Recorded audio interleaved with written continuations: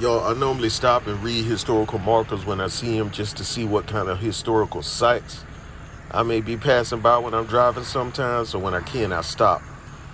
And this sign here lets me know, man, that freedom is something else. Kingston. Some This people fought plantation for on the this, Wateree and River features a some remarkable people dreamed about this. Italianate revival house built in freedom is a big 1852 thing, to man. 54, designed by Charleston architects And Elwood C. Jones and we Francis got to D. really Lee. get It in was our built for mind Matthew Richard Singleton, what we are 1817 doing with to our freedom and what 1854, we are Martin going to do. Kendall Mark freedom, not Singleton, Mark. 1818, Freedom 1892. Jacob is Stroyer really described life something as that's a very slave here important. And in this his really memoir transcends first colors published in because in some 1879. form we are all some type of Continued on the slave other side. to something. And we all don't really have 100% freedom. Kingston was owned by and members of the rights Singleton, as Hammer, human and beings. Lanham families until Think the about late it. 20th century. All the racist And people though and the house stuff like fell this in into the world need to disrepair, the land was realize farmed for many years. that we Kingston are all was listed in the in National the Register same of Historical boat Places and in the same in struggle. 1971. It And was by sold trying to to Union clamp Camp down on later a certain International group of Paper people in is not going to 1981. make it better for you. Restored. We're all in this It was thing sold together. to Union Camp, later International Paper in 1981, restored in 1983 through 84, and open for educational programs. That's an interesting bit of history. I would check it out, but sign says private property. I was just driving by. No I'm not a big trespassing. history buff, but every time I see a historical plaque or something, I at least try to read it to see what it says.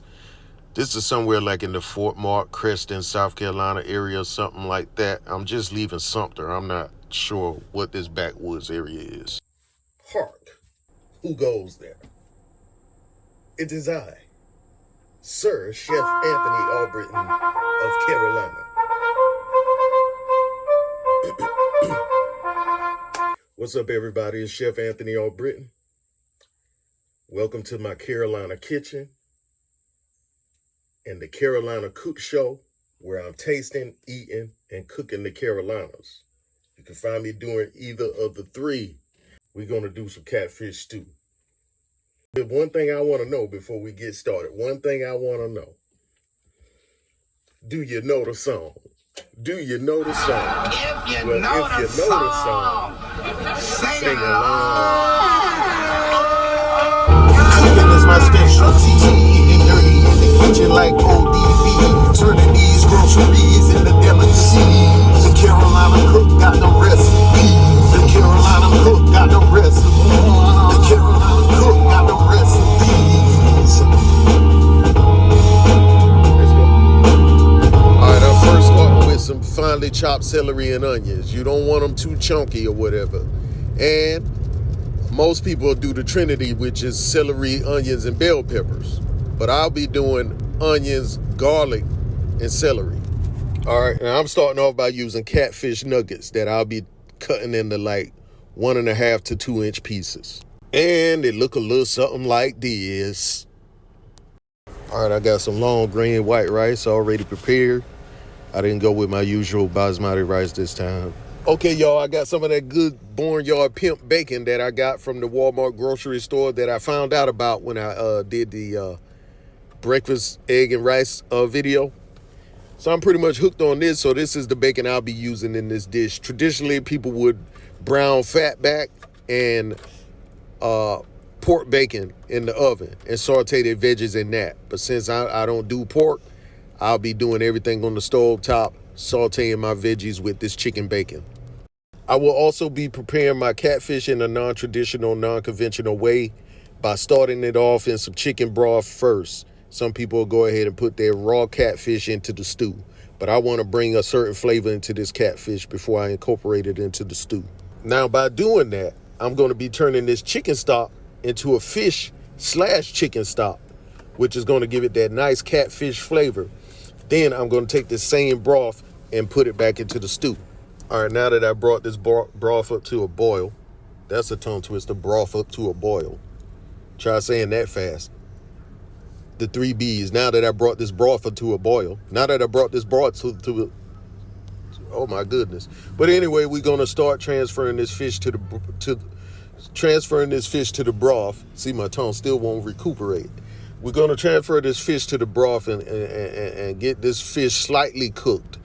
I'm just gonna cook it to the point where it's white and kind of firm. You don't want to cook it too soft because this is a new method that I'm using anyway, so you got to be very careful when you're doing this. All right, it's important to cut your fish into adequate size portions because they're going to shrink up when they cook. You don't want to end up with a fish crumb stew. All right, y'all, like I said, the goal was not to cook the fish. So what I'm going to do now is drain the broth off because I realized that as long as they're sitting in this broth, they're going to continue to cook. Then, like I said, I'm reserving this broth to use it to put back into the stew. All right, what I'm doing here is sauteing my finely chopped onions and celery in some vegetable oil. And once I get these going, I'm going to add the garlic later. You don't want to add the garlic too soon because that finely minced garlic will probably burn. All right, like I said earlier, traditionally they would brown their fat back or whatever in the oven, thick bacon, whatever in the oven, and then they would saute it in the veggies afterwards. But what I'm going to do, since I'm doing it stovetop, is combine the bacon and everything and saute everything on the stove and achieve that same browning process to my bacon while I'm sauteing instead of browning first and sauteing second. All right, as you can see, it's halfway where I want it to be. So now I'm going to go ahead and add my finely chopped garlic. All right, now that those garlic flavors are sauteed off in there, it's time to add our tomatoes. Well, I mean my tomatoes. Y'all gonna have to get your own. I'm sorry. All right, now I'm adding my diced potatoes. All right, now I'm gonna add some tomato sauce to this. Some people say ketchup, but I prefer to use tomato sauce. That ketchup thing don't sound right to me. All right, y'all, believe it or not, it doesn't take this dish long to cook, so we're almost there. It's about time to start adding our seasonings now. So half a teaspoon of chili powder, half a teaspoon of cumin, half teaspoon of oregano. You can use dry or fresh. Half teaspoon of rosemary.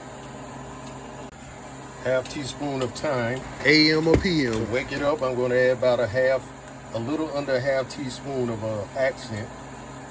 So add about a teaspoon of black pepper, or a little under a teaspoon, not too much.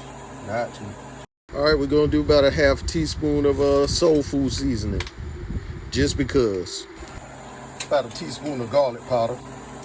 Garlic powder go in everything, man. You got to put garlic in everything you cook, man. Get everything mixed up. And if I need to make any adjustments on the seasonings, that's what I'll do, because normally I don't measure my seasonings out. But since I'm unfamiliar to this dish and this is my first time doing it,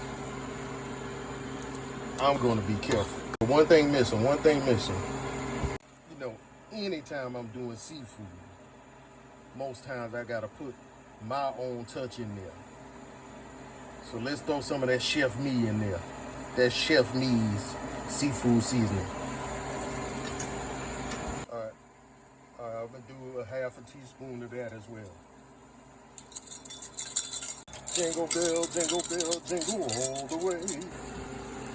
Ooh, that already changed the smell of it already. All right, now it's time to bring this to a boil. Remember that stock I said I saved from the fish? I'm gonna go ahead and put that in there. You want to make sure everything is submerged with liquid. All right, now I'm going to bring this to a boil. Then after I bring it to a boil, I'm going to turn the heat down, bring it to a simmer for about 20 minutes, let everything cook together. Let those flavors marry in there and produce one big, happy, flavorful family, like a nice Brady Bunch of flavor. All right, so now it's time to add the catfish, y'all. We almost there. Since mine's partially cooked, I could cut my time down to 5 minutes. But if you're using raw catfish, you're going to cover it and let it cook for like 10 minutes. But I'm going to still let mine go through the full 10 minutes. Since it's really firm and everything like that, it should be okay. All right, y'all, simmering and smelling good. Look at that nice catfish stew. I'm going to fix a bowl and present it.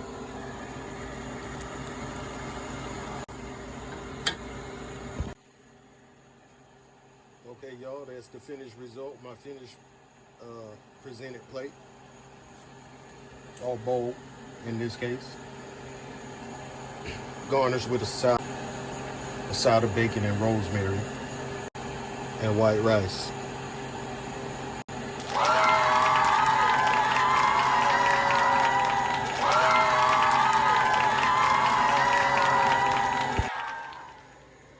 All right, y'all.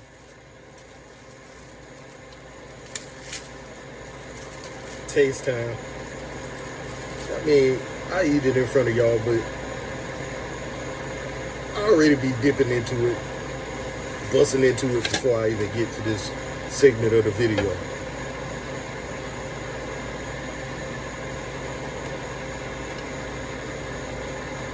But let me give it a try in front of y'all and act like I ain't tasted it yet.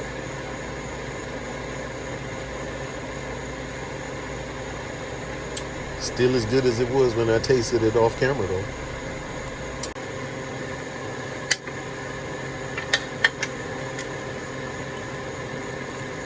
I'm taking this whole pot. Just remember, if you're not happy, you might not be eating good. Like, share, comment, and subscribe, and hit that notification bell, y'all. South Carolina. Liketh, shareth thou the love, and subscribeth unto my channel, and smiteth that notification button. Thank ya.